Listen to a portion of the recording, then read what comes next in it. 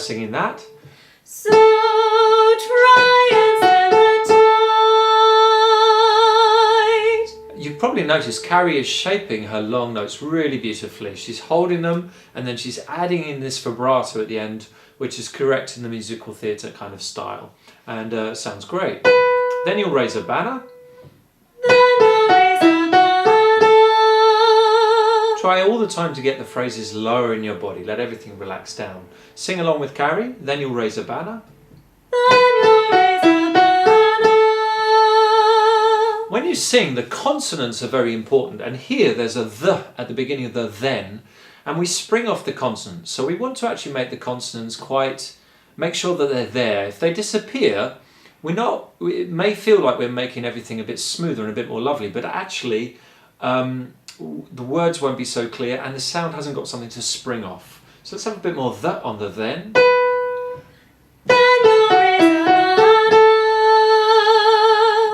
Next phrase, excellent by the way, send a flare up in the sky. Send a flare up in the sky. Sing along with Carrie, a bit lower in the body. Send a flare up in the sky. Try to burn a torch. Try to build a torch. Try to burn a torch. Oh, yeah. Once more, sing along with Carrie. Try to burn a torch. Now, you could link this in one. Try to burn a torch and try to build a bonfire. Let's link that all in one. Try to burn a torch and try to build a bonfire. Like you've suddenly had another idea. Deep breath. Try to build a torch and try to build a bonfire. Very good. Once more. Try to burn a torch and build a bonfire. 2, 3, go. Try to burn a torch and try to build a bonfire. Every signal that you send. Every signal that you send. Sing along with Carrie. Every signal that you send. Until the very end, I'm there. Until the very end, I'm there. Very good. As you're practicing all these phrases, do think about how you would act it and what kind of vocal tone you would like to use. So you could experiment with that a little bit. Carrie, could you just try this last one with a slightly softer, more breathy tone, like you're being very warm to your not your children, but your brothers and sisters who are much younger than you. You're trying to cheer them up and comfort them. So a nice, warm, breathy kind of a tone.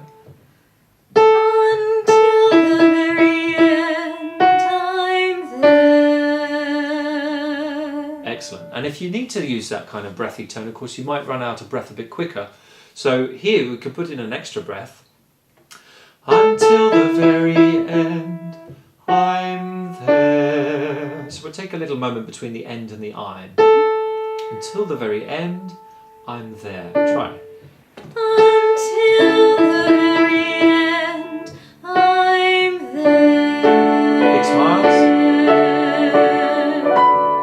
Good, last phrase. So whistle down the wind, for I have always been right there. Listen. So whistle down the wind, for I have always been right here. Very good. Now some of this last phrase, for example, is one of the lowest points in the song and is quite low for the lyric soprano voice.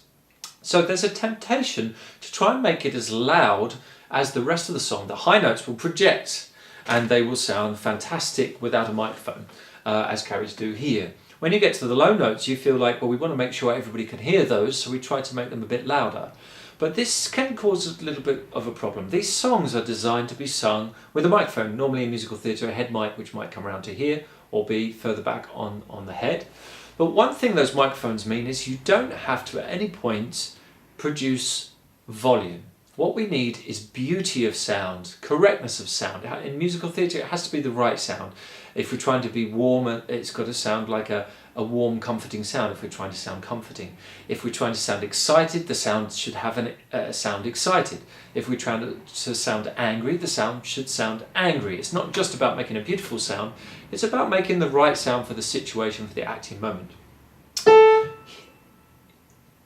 It's about making a beautiful version of those kind of correct sounds. But something we don't need to do is make loud. And at this point we want to sound beautiful, we want to sound warm, we want to sound like the sound is comforting, and that's best if it's very soft. So we want to back right off a bit like I am now with my speaking voice, as if you've been talking very calmly, trying to calm somebody down. Can you just say that in that calm kind of way? So whistle down the wind, for I have always been right there, right here, sorry. So whistle down the wind, for I have always been right here.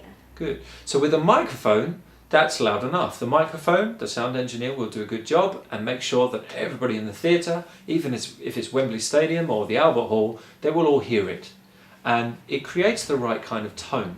So Carrie, can you try singing with the same amount of effort that you've just done there when you spoke it? Let's see what that sounds like. So whistle down the wind, for I have always been right here. Lovely. Difficult to control. So the challenge here becomes in controlling that sound. You can't give it so much energy that it stabilizes. It's all a little bit light because you're not putting much force on the thing, so it doesn't stabilize in that way that a loud note does. It's quite a tricky moment, isn't it? Yeah. But I think you'll agree at home, you will when you listen back, that this one is the right one. It's the one that sounds right for the song at that moment. And if we had a microphone on it, we'd hear that very beautiful and correct sound loud, and it would be exactly correct, the right kind of thing to do. Okay, so we've worked all the way through this song. It's quite a long video, the longest one we've done so far, but it's good to get all the way through it like that.